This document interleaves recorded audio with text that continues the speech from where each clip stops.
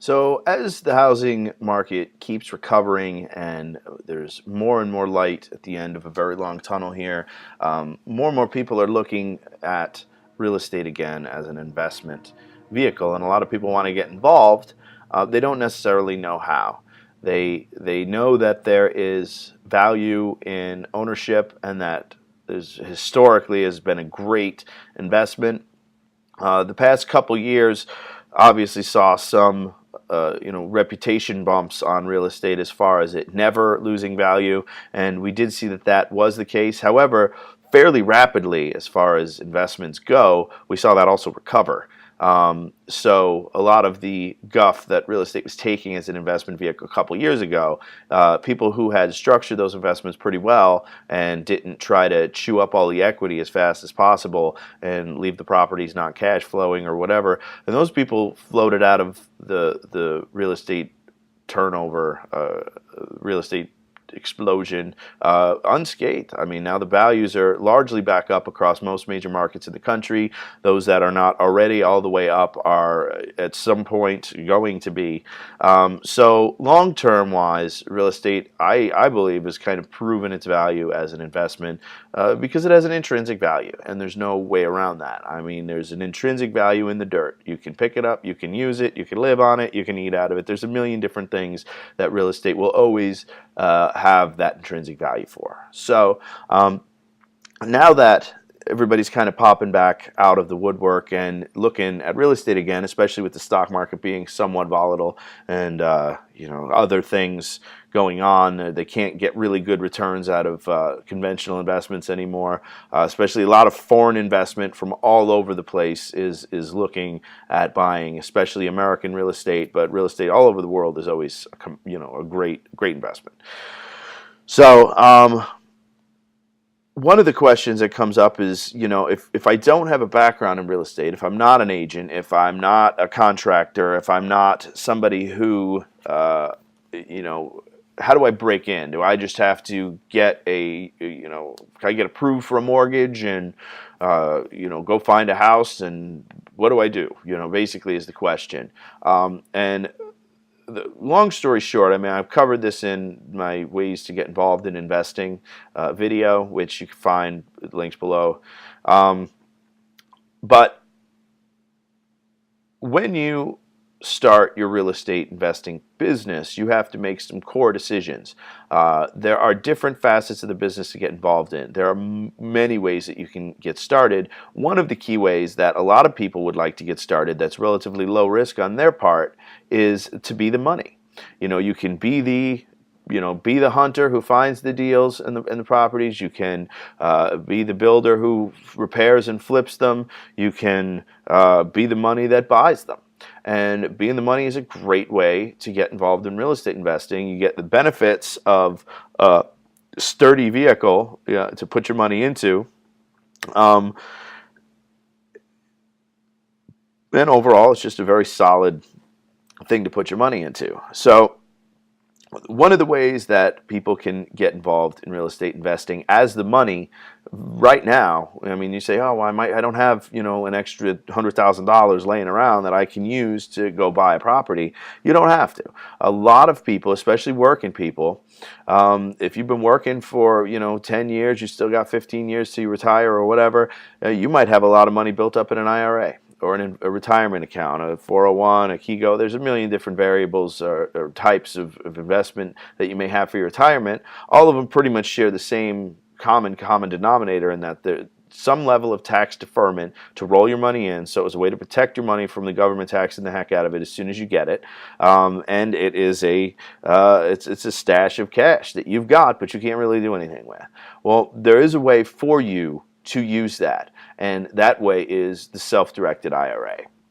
An SDIRA is a really good vehicle for people who are working other jobs, but they want to have some more control over their investments. If you don't necessarily like the mutual fund or whatever that you're invested in, your IRA isn't returning very heavily, but it's in there and you really can't do much about it, one of the options is to roll it over. In a tax-deferred way, you can roll your old investment or your old retirement account, I'm sorry, into this new vehicle.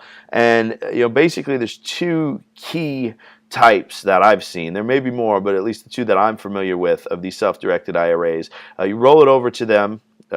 They have a custodian that manages the account for you, and they basically act as the escrow that holds you and divvies out your funds from your retirement account to whatever investments that you point at and say, I want to invest the money in that.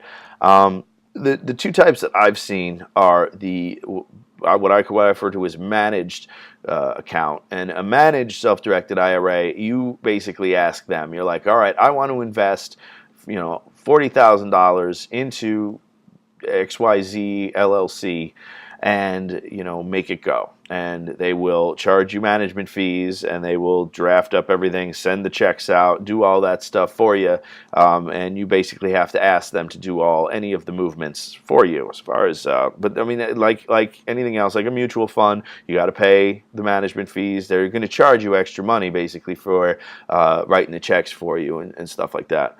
The other option is a little bit more loose and free. It's still the same premise. It's still a custodian. All the same insurances are in place. All that is still exactly the same. The only difference is kind of more like a money market account, where they basically just give you a checkbook.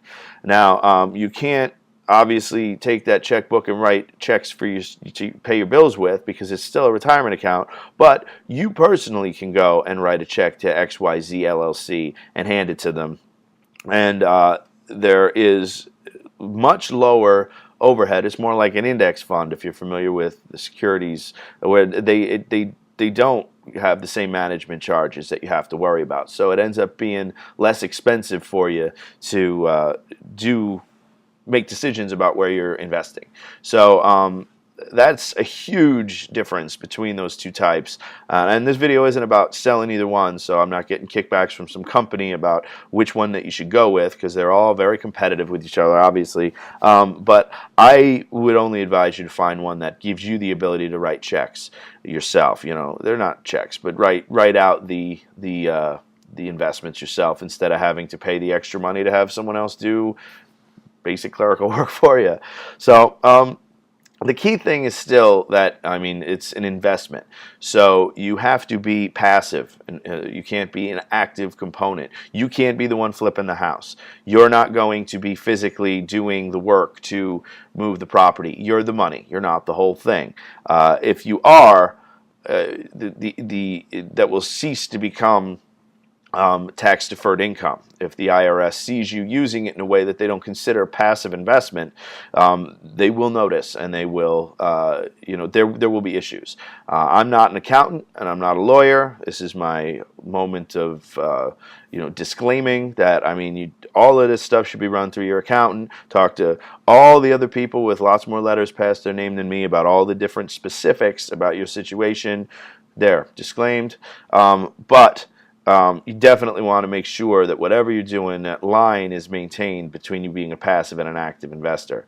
The easiest way to do this is to just entirely be the bank. Send the money to other people. If you're involved in your local RIA and you know some people who are doing flips, doing buy and holds, whatever, be completely passive. You don't want to don't even show up to the properties that they're working on. You don't want to be in any kind of a management capacity. You want to be as involved with the running of the company you invest in as you are if you had stock in Colgate.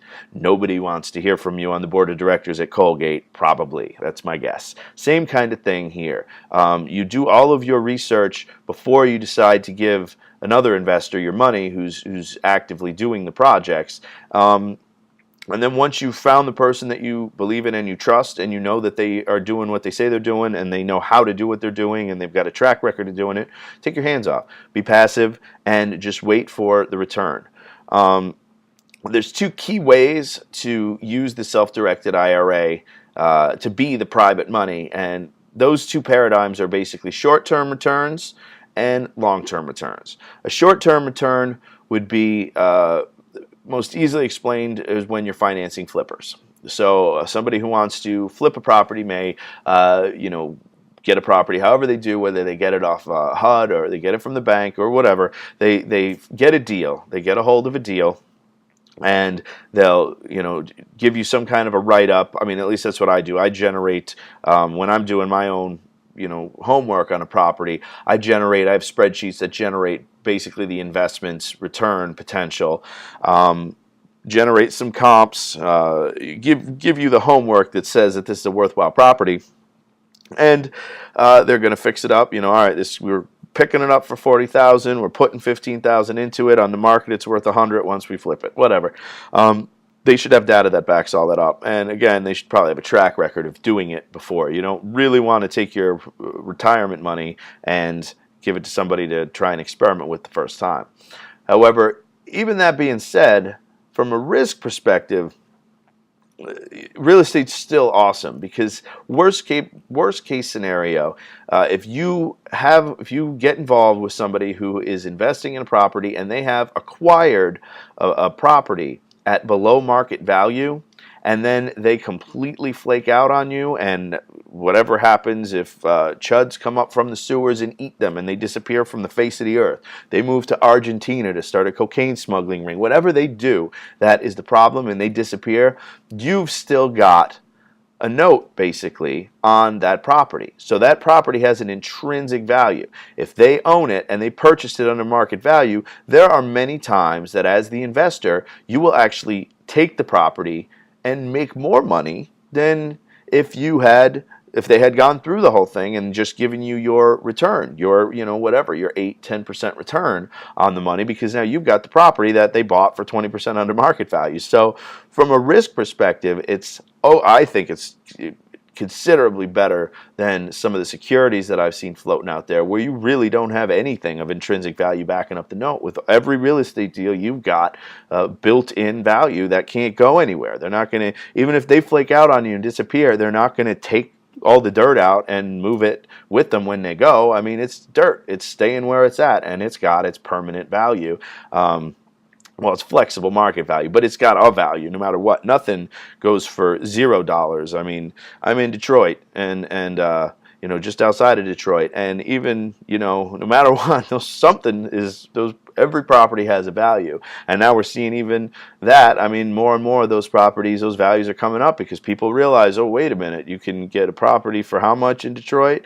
Now, granted, that's a simple way to put it, and I'm not even going to start talking about Detroit real estate right now because that's outside the scope of this particular presentation. But long story short, I say that the risk is very heavily mitigated. So, anyway, back to what this started as was the difference between a short return and a long return. And in the short return, you're typically going to get your money, you hand the money out, you get the money back probably within a year. Most flippers try and shoot for, from, 6-month period from, acquisition to through repair to close with new owner. I mean, 6 months is a good target. Some are magnificent and they can do it in a month. Some people do it in 3 months. Some people take a year. Some people take a year and a half. Either way, the point is that compared to mortgage, it's a short-term return on the money. You'll get all of that capital back. If you were loaning out $100,000, all $100,000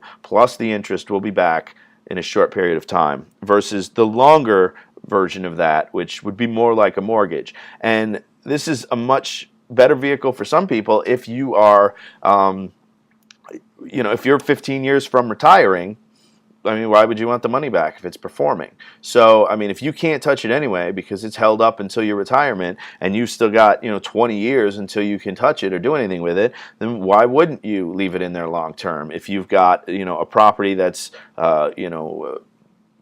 good capital, if the property is well collateralized and it's got a tenant in there that's paying the rent consistently, it's being maintained by property management, you're getting your money in a consistent basis without having to really worry about it, why wouldn't you want to have that longer term investment? And these, unlike a mortgage where there's a strict, 15, 30-year mortgages, there's a lot of flexibility here. I mean, some people might, some owners, some investors might only want money for 5 years. Some investors are, 10. Others will just let it go for as long as possible. So that is the other side of it. Basically, is it planning on placing your money for longer periods of time with the investor, and instead of the buy a property, flip a property model, this model is going to be a lot closer to the buy a property, fix a property, rent a property out. The tenant pays the mortgage on it every month, and that mortgage payment goes to you, and that goes into the self-directed IRA. And that is, again, that's one of the key killer things about these things. Just like other retirement vehicles, this thing is tax deferred. So when you put money into the IRA, it's tax deferred. When you invest money out of the IRA and that money generates its income, or its capital gains income from being an investment, and then that goes back into the self-directed IRA, it's tax deferred. So you're earning, you have more control over the investment. You know who's using the money. You know what it's being used for. You know that the taxes are still being deferred on it as it comes in. You're going to get a higher rate of return than you're getting many other places right now, because the rate, returns are not awesome. Or if they are really awesome, then they're risky. So overall, I mean, again, talk to your accountant, talk to your lawyer, talk to all the people that you have in your network that are, going to tell you all the different things they know about this vehicle. But just know that it exists, and know that it's being used every day by tons of real estate investors. So this is how people have a lot of times the liquid capital to buy houses in cash, which lets them negotiate even better deals on the houses. They can close faster. And if you've got somebody that you work with that has a track record of doing these investment properties, it just makes things, there's a lot less to worry about, because, typically the investor themselves will have skin in the game too. So, when I take self-directed IRA funds from people, they know that I, number one, have done it before. They know that I'm making money off this investment, so I've got skin in the game myself, because I'm going to eat this property. There's no reason for me to invest in a deal that is going to go south anyway, because then I get screwed. So that doesn't make sense. You're closer to the investment. Make sure that the people that you're dealing with know what they're doing. Find people. I'm a licensed agent and I'm a licensed builder, so that gives me a little bit more in Michigan. That gives me a little bit more flexibility with knowing exactly what is going on as I walk into properties. So I still leverage out lots of parts of these projects. I don't manually swing hammers in most of these. Every once in a while I do tile work because I like it, but that's a different thing. What you want to do is make sure that the people who are doing this have a history of doing it, and it's not their first experiment. And you don't give everybody, if you are going to invest in somebody who's doing it for the first time or is trying out a new thing, make sure that they've got some skin in the game too. If they need $120,000 to do it, you say, all right, I'll give you 100, you come up with 20 or more or whatever. I'll give you half. I'll give you 60, you come up with 60.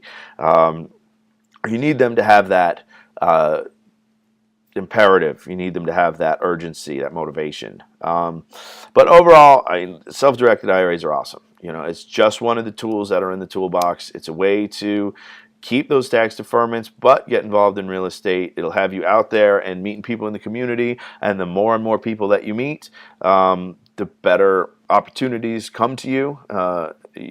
It's just a real good way to get started that's minimally low risk and is not going to have you putting on a tool belt or having you sign even any papers, really. Outside, once you hand that money over, it's not like you're going to have to turn around and show up to closing with the guy to make sure the building closes. That's not your problem. So if you have any questions, you can always get a hold of me, Tommy, Tommy, at DesmondRealty.com. All my contact stuff is on this page somewhere. I don't know if it's below me or to the side, or depends what site you're watching this on, but it's someplace. Have any questions, feel free to reach out and see what I can do. Stay profitable.